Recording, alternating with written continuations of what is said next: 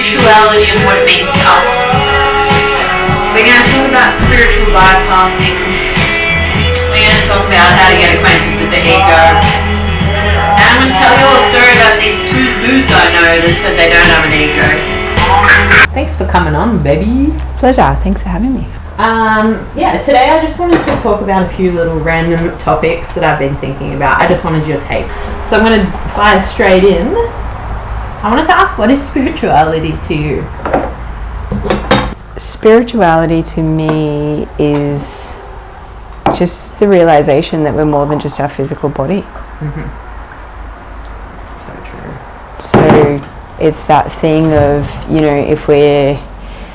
Obviously we have a physical body, we live in a physical realm, so all those things are really important. Like, it's important to look after your physical body, and Ram Dass always says, like, don't get lost. Like, remember that you have a postcode. Mm-hmm. So the physical is basically like where we live, and to me, and that's like where we live in our body. That's not necessarily living at Kingscliff. And to me, spirituality is like, okay, well, everything beyond that. And if we're only going to pay attention to our physicality, whether that's the physical body, physical health, this, that and the other, we're missing an entire leg of the chair, because to me we're more than just our physical body. So I would say that probably, to put it shortly, it's just everything that's not necessarily physical. Not saying that, because all physical things are supposed to have their own resonance, their own presence within them, so it's not saying that it's completely separate from the physical, but that's probably where I'd put it. Does that make sense? Yeah, brilliant amount of sense. Can you tell me a little bit about spiritual bypassing?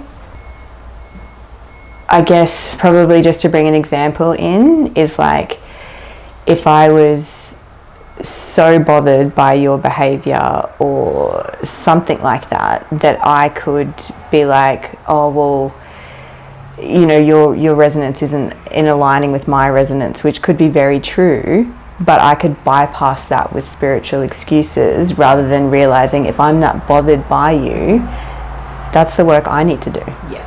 So, I feel like it's kind of like any other taboo card that anybody, whether or not someone was mean to me and I was saying that they were sexist against females, they might be. Mm-hmm. But that also might just be the label that I'm broadly smearing them with, because I'm actually not willing to look at the behavior, or I'm not willing to drop my defensiveness to see if there's any truth in that statement. And if there's no truth in that statement, why am I bothered? Even if they are a sexist pig, who cares? So I think that lots of people do. It's just like any other card that they play, that it's just an excuse of like their spiritual journey. Because if we truly were enlightened, for a lack of a better word, no one would bother you, because you would accept it all. Yeah. So lots of people can think that they're past a point that they no longer deal with that behavior. But if it's rattled your feathers, then there's work to do. If it hasn't rattled your feathers and you just simply don't want to engage in that behavior, then that's fine. But it's like, what's your attachment to that, and how much charge is behind it? Good answer. Bloody love it. Do you think that people, I see it quite a bit, a lot of people like really hold on tight to them being a spiritual being, I guess, and they're living a little bit less in the real world. Like, a lot of people are just like kind of floating up here, and they forget to kind of integrate into the real world. Do you what is the reason behind people doing that, do you think? Like, just escapism, It's like we need every pillar. It's like, if we are in a physical body, then the physical does matter. But I think a lot of people can get so addicted to the outer realms. Coming back to even the first question of Ram Dass explains it as far as, some people only think that they have two channels, which might just be the physical. So they might be so addicted to the physical that they're only, channel 9, channel 7, channel 9, channel 7. And they don't realize that cable's available and that we have all these other channels of ways to operate. but we completely deny them. And then on the flip side to that, people get so addicted to having cable that they forget that Channel 9, Channel 7 still exists. And it's like a denial of that. And it is that thing of, for some people it can be to basically spiritually cop out. For some people they can feel more accepted in spiritual realms than what they do in the physical. But I think you nailed it when you said integrate. Like, it's like all of those things have to be integrated, because while we're here you can't separate them. But some people want to separate that way and some people want to separate that way, and it's just safety. It's just it's kind of addictive, because it's like, okay, cool, well, I can completely deny myself of that because I realize, you know, it's peasantry, or it's this, or it's that, or whatever. And it's like, it might be, but that also just might be an excuse. So well said as well. Because I see it a lot, like a lot of, I mean, I've had friends in the past that have been like just super into the spiritual stuff and they don't know how to come back down to earth. Like, and then they end up not really having like simple interpersonal skills, or like they don't understand their footprint, and like, I guess it's that accountability thing again. Like, and it's just flexing the muscle that they feel is strongest. Yeah, that's it. So it's no different to if someone's super addicted to their physical body, and you know they're so perfect in a physical sense, but they haven't worked out their heart. And I mean that in a workout way of like practicing love. Practicing spirituality, practicing physical. It's just a practice of all those things. And if someone is well practiced in one thing, no different to someone might be really intelligent, that unless they're having an intelligent conversation, they don't know how to be heartfelt, because that's their strongest muscle. And I would need to move into vulnerability in order to be any other way, or to be curious, or to whatever. So I guess it's just probably a bypass in its own way. I wanted to talk a little bit about the ego, because I've just been so curious about it lately. What are some kind of good ways to get well acquainted with it? Like, because I feel like the ego is like a little tricky little mistress sometimes. Like, I think, I mean, once you practice like pulling yourself up and noticing things and just kind of laughing about it, it can become like a bit of a game. But have you noticed it's ever caught you randomly? Like, all the time. All the time, But I think that's kind of half the fun. And that makes it fun as well. So. I think when it comes to ego, we tend to think, especially if you're first starting to realise, I'm not who I think I am. You know, the ego is like, you know, Rihanna, the 37-year-old that's an acupuncturist, that's a partner, that's a this, that's a that, whatever. And then you realise, holy shit, there's this whole other realm. But the ego can tend to kick up, and then we can tend to deny it, and there's all these different things. But to me, it's like your ego is your teammate. We're not going to rid ourselves of the ego, nor do we have to. It's just that thing of, like, if we were in an intimate relationship and there was a problem, and you were like, hey, look at this, and I was like, no, there's all this other stuff, like whatever the thing is, we would have to communicate in order to resolve that. And I think a lot of people deny their ego, or make it naughty, or make it wrong, or the ego tries to make the other side naughty or wrong, rather than just having a conversation with it. So to me it's just a teammate, and the way I often explain it is like, it just depends on who's in the driver's seat. So if the ego's got the car keys all the time and you're just the passenger to your own ego, it's not ideal, you know, because you're not leading from your truest heart space, because it's like the heart has all the intelligence, and the ego majority of the time is just trying to keep us safe. So its job is to keep you safe, to make you survive. So the ultimate, one of the ego's things is it's all about survival. So therefore it doesn't want to die. So if we try and create ego death and kill off our ego, it's just going to grab hold. Holds even tighter. Totally. So it's that thing of, you can even have a conversation with yourself of when that ego crops up and is like, oh my god, don't do that because I'm going to look like a fool in front of my friends, or this is going to happen, that's going to happen. Just having a conversation with it, just sitting as quietly as you can and thank it. Thanks for trying to keep me safe. What other wisdom do you have? I like that. And then let the ego kick off. Let it say all the things, all the horrible things that are going to happen, and blah, blah, blah, blah, blah, blah. and fully hear it out. Yeah. And then you can have a conversation back. Yeah. And say, well, you know, my heart is leading me to this, and even if that leads to humiliation, that's okay. I've got to do it. Yeah, because I have to go from that bigger place than just the mind. If I'm stuck in my mind, it's one leg of the chair. Yeah. It's so out of balance. But sometimes it has some very valid wisdom. So it's that thing of not disregarding it, not making it wrong, making it a part of your life, thanking it for its role, and checking in and actively having time to communicate. But no different to if we were having a communication that we were having trouble with, you want to feel completely heard. Yeah. So if you were having a conversation and being like, hey Rihanna, I'm really scared about this, or I'm really whatever the thing is, and I was trying to rebut you during that, you don't feel heard. Even if I could recite back everything you said and was like, no dude, I heard you. It's not a feeling experience. So just really setting aside the time to let it kick off. Journal it, stare at a wall, like whatever your jam is, to let it kick off, and then you have your say from that other part of yourself, and it's almost reconciling these two voices in your head. And then most of the time that completely dies down, and then you're free to lead with your heart. But you can also visualize those two parts of yourself. Okay, cool, hugging, take it apart, whatever you've got to do energetically to get realigned with that, because then once the ego feels safe, once the ego feels acknowledged, it's probably not going to want to grab the car keys as much. It's like, cool, you can drive, and let's listen to the Beatles, no worries.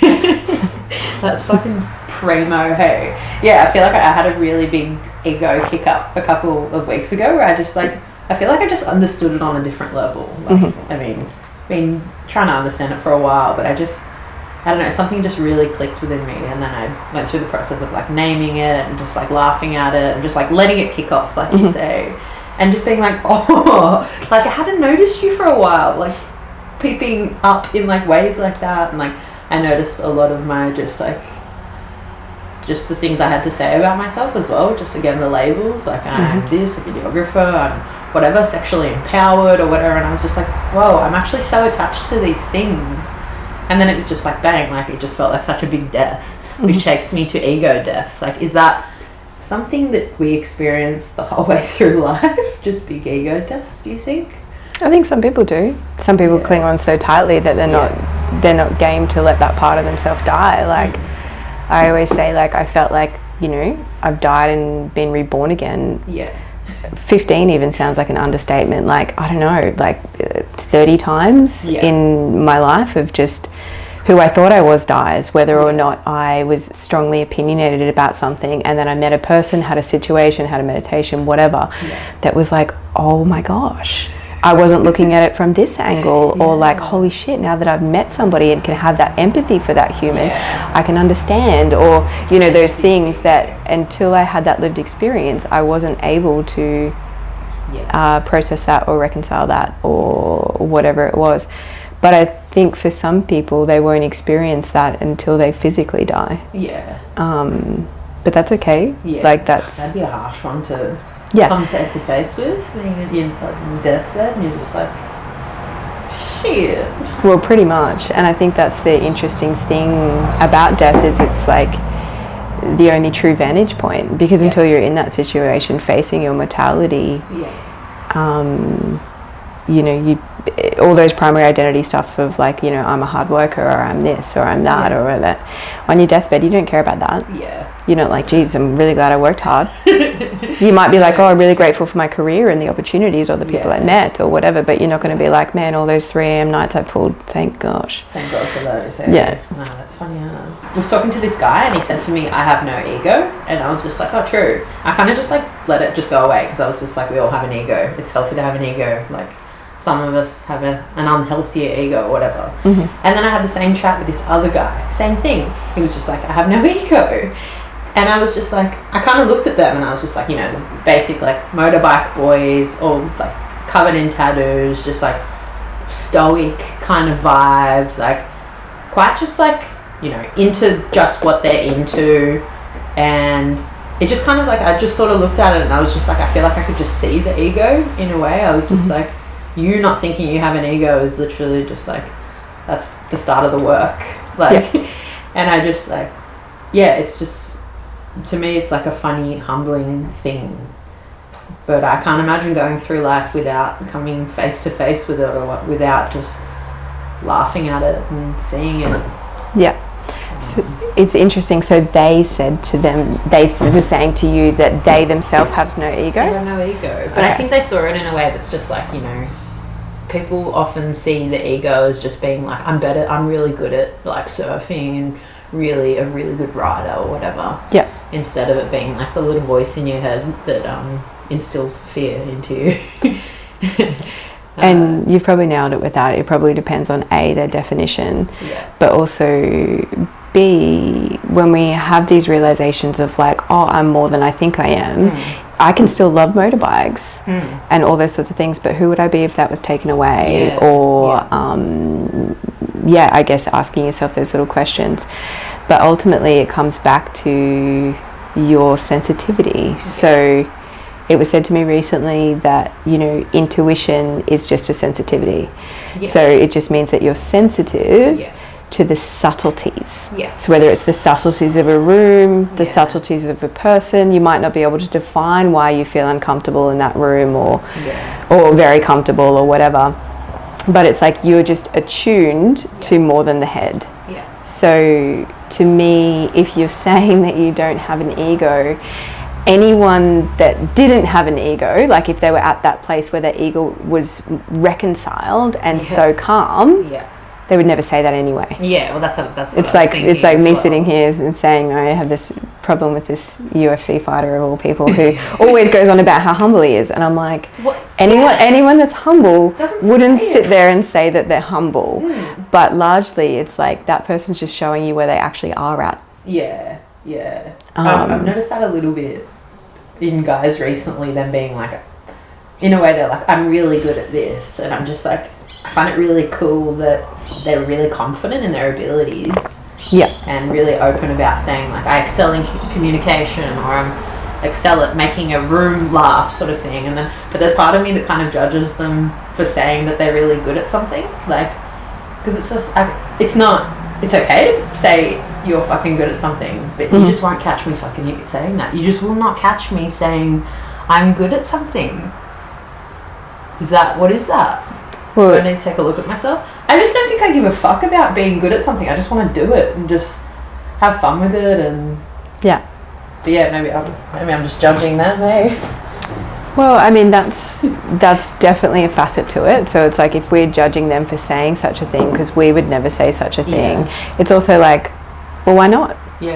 Like, why not actually... parts of it. That's what was cool. I noticed it, and I was just like, that's lit. And we can flip that back and then go, okay, cool, is there work for me here? Or it's that thing of, it really does depend on the context of the situation. If we were like, I'm no good at writing, I'm terrible at spelling.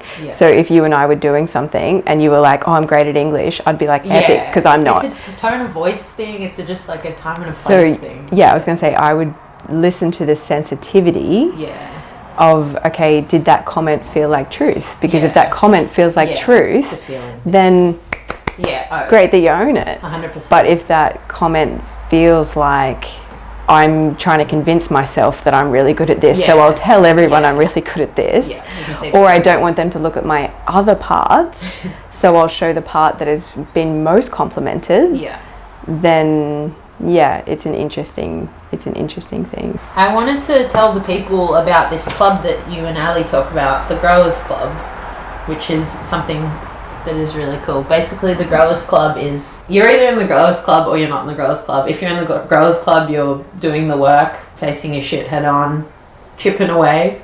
If you're not in the Growers Club, you just don't give a fuck about that stuff. Is that right? Yeah, basically. Yeah, and I feel like if you're in the Growers Club, you just want to be attracting people who are also in the Growers Club, so you can see them from a mile away, basically. Why do you think people don't want to be in the Growers Club?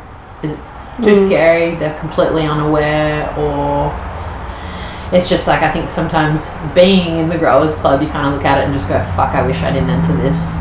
Sometimes you're just like, I just wish I was just this numb cunt walking down the street, not giving a shit, drinking mothers and crushing them on your head. You know what it is. I think both. both, as far as, well, not both, I think two things, dominantly two things. One thing is that in my view, obviously I'm happy to be wrong for whoever doesn't agree with me, but there is an evolution of consciousness. Yeah. So your evolution in your consciousness depends on your ripeness at the time. No different to we wouldn't expect a 2-year-old child to hold a conversation or run to the back of the yard without falling over or those sorts of things.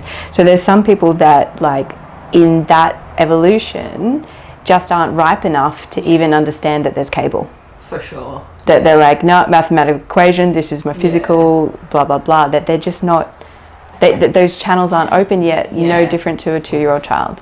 Yeah. And then there's another percentage of people that just don't want to change. Humans innately hate change. So it's that thing of, if I'm to wake up to myself largely, or take responsibility for my actions, or see this, see that, then I'm going to have to change. Yeah. And that's so scary to people. And to me, it's crazy, because I'm like, it's hard to stay the same. Yeah, well, that's what I think. Like, it's so hard to stay asleep. Yeah. And all those unreconciled parts of yourself that's like pushing and pulling to numb them down takes a lot. Yeah. So in many ways, I'm like, I find it, for where I'm at, easier to be in the growers club, to let it bubble up, to let it hurt, to let all those things, like, it's like emotion it's just like a flavor, and the best dishes have all the flavors. But the only time that's negative is if you're just stuck on one flavor, because it's like, don't say you don't like chocolate cake if you've never tried it. If you've tried chocolate cake and you don't like it, that's okay. But like, if you're not having multi-dimensional flavors, it's kind of like, life's really pretty boring. But it's also like, there's an old saying of, let not the words of the wise spoil that of the unwise. So it is really interesting, I guess, the more that you see a non-grower, and sometimes you just want to shake him and just be like, are you kidding? You're about to lose your wife, or you're about to, like, you know, like, dude, if you don't face this X, Y, Z. But it is that really interesting thing of, that might be perfect for them. Yeah, well, that's what I think. I think I used to judge people quite a lot who just weren't doing it. I just, like, see them at Woolies 8:30 on a Monday, just like fucking, just like not living, basically. It's my shitty Woolies analogy. It was going to be mother again, but and I used to just be like, come on, wake up. But it would come from a place of just being like, I want better for you, I see better for you. But then I got to a stage where I was just like, it's not your concern, Cap. And just being able to kind of look at them and just be like, still love ya, like, for their own intricacies and quirks, like, they're still human, there's still me in them. Like, it was cool to be able to get through that, because it used to really fucking send me the wrong way, you know. I was just like, you're throwing your life away, like, not from not being in the growers club, but just from not looking after self. But anyway, it's not my thing anymore. Would you be open to talking about I have this thing that kind of bothers me, and it's when chicks complain about not being equal as guys, and I see it quite a bit, and I just kind of look at the chick and I just think, just get educated, you know. If you're feeling like guys have better opportunities than you, or that we're operating on a man's clock or whatever it is, like, if you feel like you're going to get ripped off by the mechanic, or, you know, ripped off by this person, like, do the work to understand where you sit instead of being a victim. I wonder if that's a bit of a savage kind of perspective to have, because I think sometimes I just hear people whining about it, and I'm like, what are you doing about it other than whining all the time and being small? Like, read your mechanic books, like, watch your YouTube videos and do the thing, you know. I don't know, what do you think? I'm probably a little bit savage on it too, to be honest, but to me it's like using anything as an excuse to stay a victim, whether or not it is spiritual bypassing, whether or not it's sexism. Like, it's like, I want to acknowledge that, you know, sexism exists, and it's definitely, you know, a thing, and that women have been oppressed for however long. However, I don't think there's much of an excuse for it anymore. We're living in one of the luckiest generations so far that I don't feel like women have a right to treat men like crap just because we feel like we have been, or thinking the worst in them or anything like that. But largely one of my things with I think there's, you know, some really great balanced feminists out there, but there's also some really unbalanced ones that are just so hurt for whatever reason, and I'm not saying that their reasons aren't valid, but it's that thing of, if you're just going to carry your hurt around waiting to throw it at someone else, it's like, it's just, what's the point? That takes so much energy. And I'm also like, if we're so bothered about men that we're going to get fired up and want to fight like a man for a man's world, it's like, we can literally create our own. Exactly. And I understand that I don't work in a corporate company where, you know, apparently those things are, you know, pathologically bad, and I understand that there's, you know, certain experiences that I just haven't had. But in my experience as a woman, I've never been disadvantaged, and when I have been, like you said, basically I've gone ahead and done it anyway. You know, and just had the confidence that, like, I don't actually need to aim for a man's bar. No. I can just set my own. Fucking no. And I can actually do whatever I want, and I'm lucky enough to be in this generation that, you know what, if a man is going to rip me off, that's his problem, not mine. Sure. It's like, sure, I might lose some money out of my wallet, but big fucking deal, because my integrity is still in place. Or if I'm that worried about the mechanic and I don't feel mechanically minded enough, go get a second opinion. Go get 3. It's adapting. Hey, I don't see much adapting getting around. I see a lot of whining, and I'm like, why are we still whining? Like, it bothers me, but no. And I just think a lot of men end up getting beaten up because of women being hurt.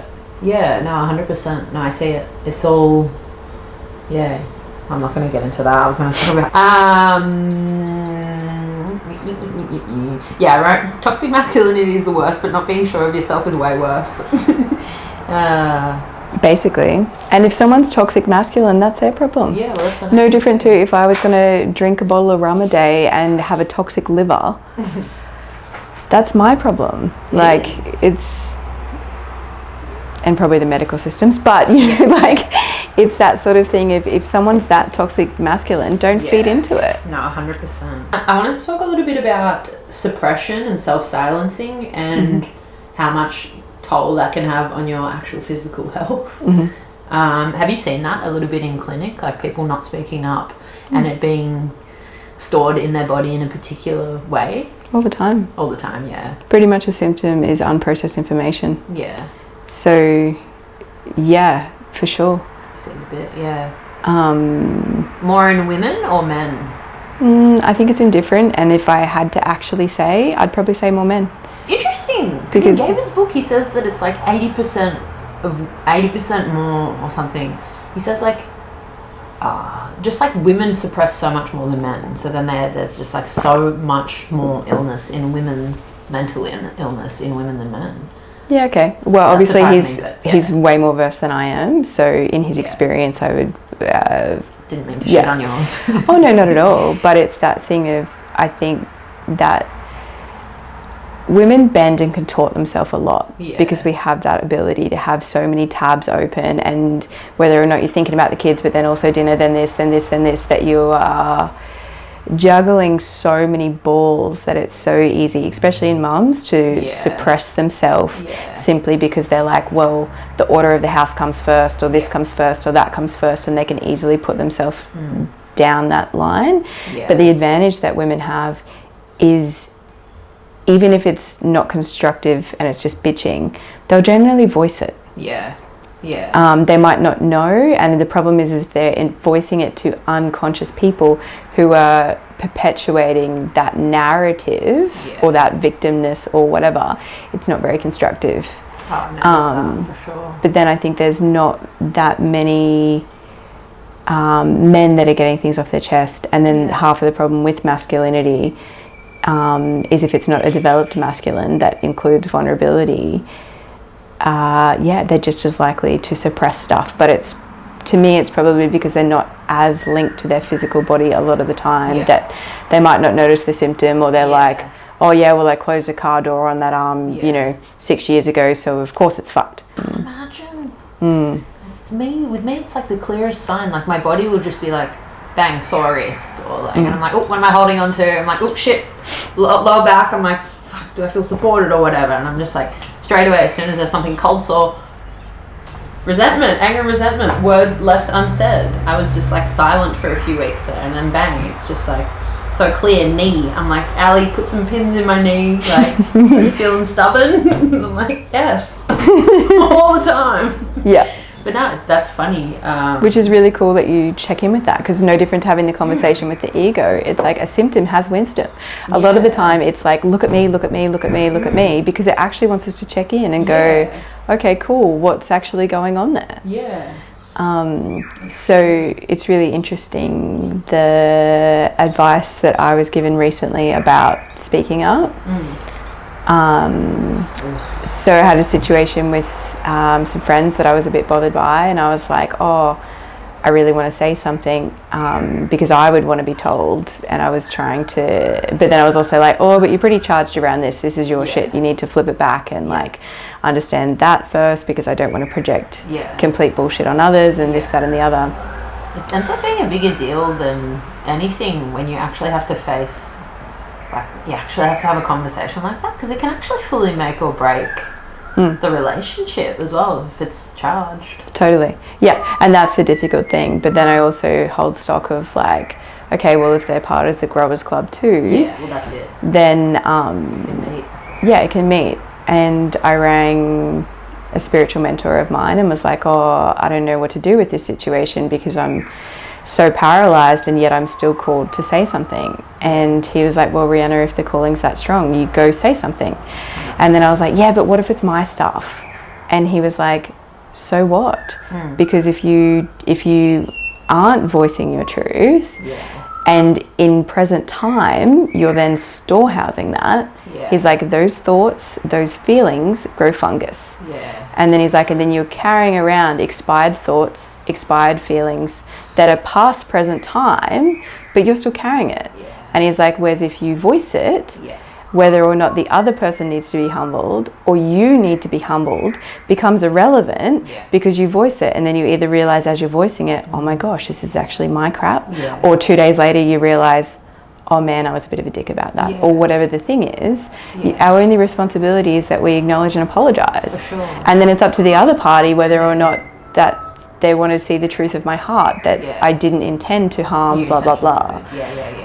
So as long as we're not intending to harm, I think it's really important to speak your truth, so that basically we aren't carrying around these expired thoughts, feelings, whatever, but doing it as kindly and calmly and as we possibly can. But if anger kicks up, then that's okay too, but then just acknowledge your part. Like, it's like, we don't want to make anger naughty either.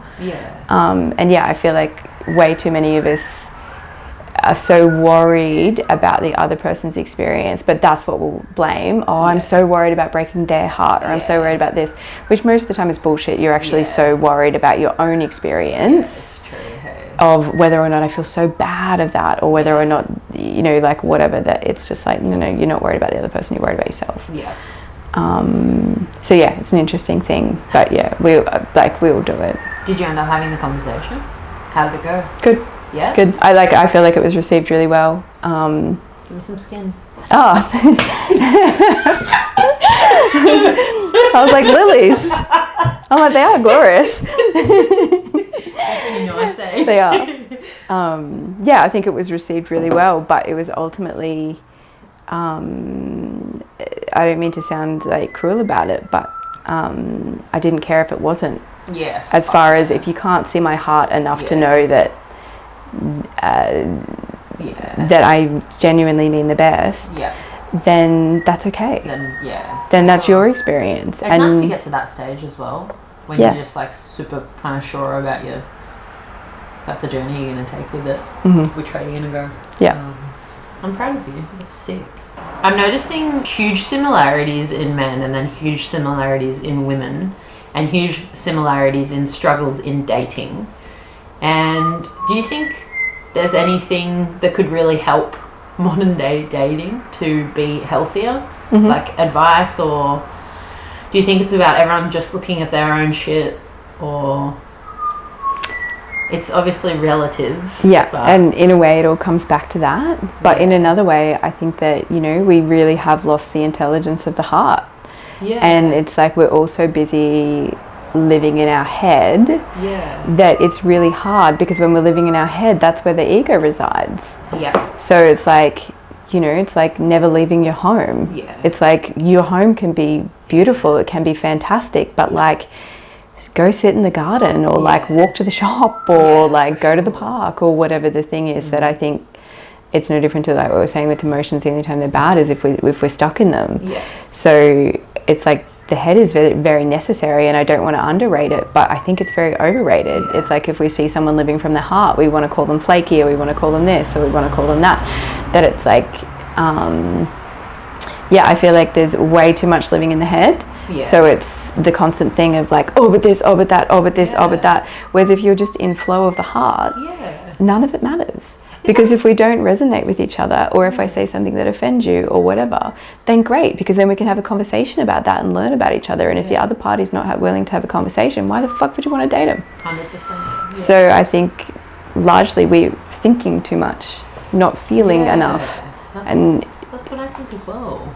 So to me, it's the more that you practice that feeling, the more that you're in that resonance, that you'll eventually find a person that's in the same resonance. But if you're always fishing in the dam, you're always going to catch carp.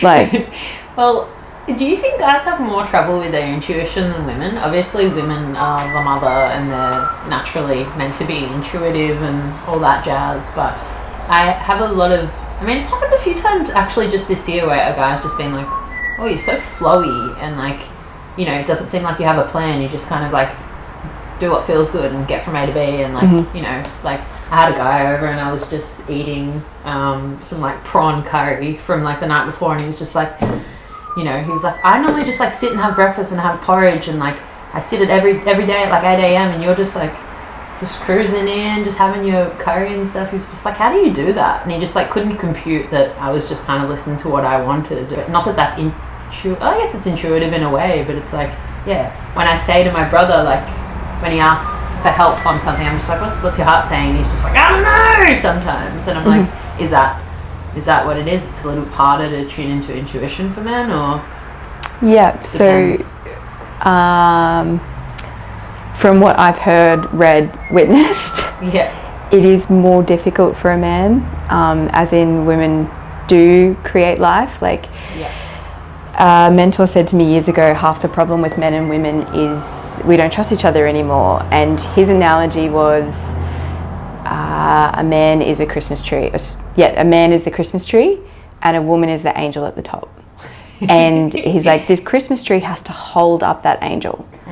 And because the Christmas tree is like, it's sturdier, it has certain qualities that the angel doesn't have, because she does have more of a delicate essence to her. And he's like, half the problem is though, men don't realize that if the angel falls, she's got a long way to fall. And so they kind of can get complacent with how they hold that angel up. But then some angels can just bark at the Christmas tree. Like, it's like that thing of like, if they're in harmony, if they're in harmony, the angel is the spiritual direction. So she's the one that's saying, hey, I think we should go left or right or whatever. Not saying that she always has to direct, but because she has a deeper spiritual foresight innately, she's at that viewing platform. And he's the robustness that needs to carry them there, basically. But then, a lot of angels can be barking at the Christmas tree of like, oh, well, you're a fucking idiot, I knew that you shouldn't have, oh, well, blah, blah, blah, blah, blah. Oh, I told you, you know, whatever. And other sexes can do that too. Like, I mean, males can do that to women too, for sure. But he's like, if the angel trusted the Christmas tree to hold her, and the Christmas tree trusted the angel for the direction, and they both realized each other's part in she wouldn't be able to see as high if he wasn't holding her up, but he's also got that responsibility of holding her up and being the sturdiness of that, so that she can be flowy. I'll be the sturdy, you be the flowy, and then together you'll soften me, I'll ground you, and then we have this particular flow. Yeah, it was a really helpful analogy for me, and I realized that can work in a multitude of ways, or a man might have a deeper feminine essence than a woman, and they can still work just as well together. It doesn't always have to be one way, but yeah, I think in some ways it is more difficult for a man, but that's not an excuse. It's still, they've got their own got their own intuitive center, and I think just half the thing is like men largely, you know, it's like we forget that from like lots of women's oppression and these sorts of things, that men had their own, as in they were only ever allowed to be angry. So as we come out of that and now women can basically do as they please, men are still catching up too, and because they process a little bit slower, they've still got to get out of that. Like normally it's only really acceptable for them to be angry. As a woman we have the whole scale of emotions, and it's acceptable for us to flip between them. It's maybe least acceptable to be angry, but largely we've got a few more platforms that are socially acceptable, and obviously that's changing now too, that men are becoming more socially acceptable to be in that scale, but they're still just practicing. So because they haven't been as used to having an outlet of expression, other than, you know, something that's not like, oh, you're a pussy or whatever else they can put on each other. Basically. That sometimes they're so tainted. Like one of the things I often say to women is like, they'll be like, yeah, but he just doesn't talk to me, or he just doesn't this, or he just doesn't that, and you know, blah blah blah, whatever. And it's like, yeah, cool. And how would you feel if he came, if he's a tradie, playing into the stereotypes, if he's a tradie and he came home to you and said, hang that picture on the wall, and you were like, do I use a screw, do I use a nail, do I find a stud, do we go in the jit rock, is this a wallmate job? And he was like, just hang the picture, I'm not asking you to I'm just asking you to hang a picture. It's like you would want that man to hold space for you, whether or not it was, hey, let's hang the picture together, or would you like to learn, or you know what, you do, you just, you know, let's get a wallmate, we'll do the thing, whatever. You just don't know how sometimes. And a lot of women just expect them to lead from their heart or whatever, and most of the time they don't know how, and then also they're scared of women, so then when we've got this woman barking at them, it's just paralyzed. It's like paralyzing. It's like, oh, what if I hang the picture wrong, what if it's crooked, what if she doesn't like it? To conclude, do you think you could tell me about something that you've discovered recently that's kind of changed views or excited you or inspired you in some way, shape or form? Oh my gosh, there was something recently that I was just like, wow, I've been so ignorant. Like, it was honestly mind-blowingly ignorant. Something that like I really am frothing at the moment is, unashamedly leading with my heart. I revisited The Alchemist. Nice. And it was just really good for me to really realize like these omens and messages and everything is right there. And it's just constantly so amazing to me. For anyone who hasn't read that book, you know, he goes through a lot of experiences, including getting mugged, bashed, all the rest of it. And it was also necessary, even though in a way it's unnecessary, but also just realizing like there is no mistakes in the game. So rather than me getting so wigged out about like, you know, largely I hate being in trouble. Like it's one of those things of if I'm in trouble, I'm like tail between the legs straight away, because for many you're in trouble. Yeah, totally. For many of my years, especially growing up, it wasn't safe in the household unless you're a good girl. So the only way that I could stay safe was to be as good as I could be, because otherwise the world rattled. And I've still got that within me, as much as I have pushed the boundaries quite broadly to then. It's like it's still there. And then just realizing, how could I possibly be wrong? Like, how could I ever be wrong? Even if I get mugged and bashed in the process, like, I can't be wrong. And not in an arrogant, righteous way, but like in a heartfelt way that it was interesting. My dad isn't the most conscious man in a lot of ways, but he came over the other day and he was like, oh, Rihanna, I was watching this interview with John Lennon, and he made this comment of like, it's all okay in the end, and if it's not okay yet, it's just not the end. And I was like, basically. Oh, it's going to be okay. on the old deathbed. Nah, yeah, I'm vibing. Cheers to that. Cheers to that, Cap. Thank you. Love you too. Let's get fucking. Let's do it. Screw it, let's do it. Oh yeah.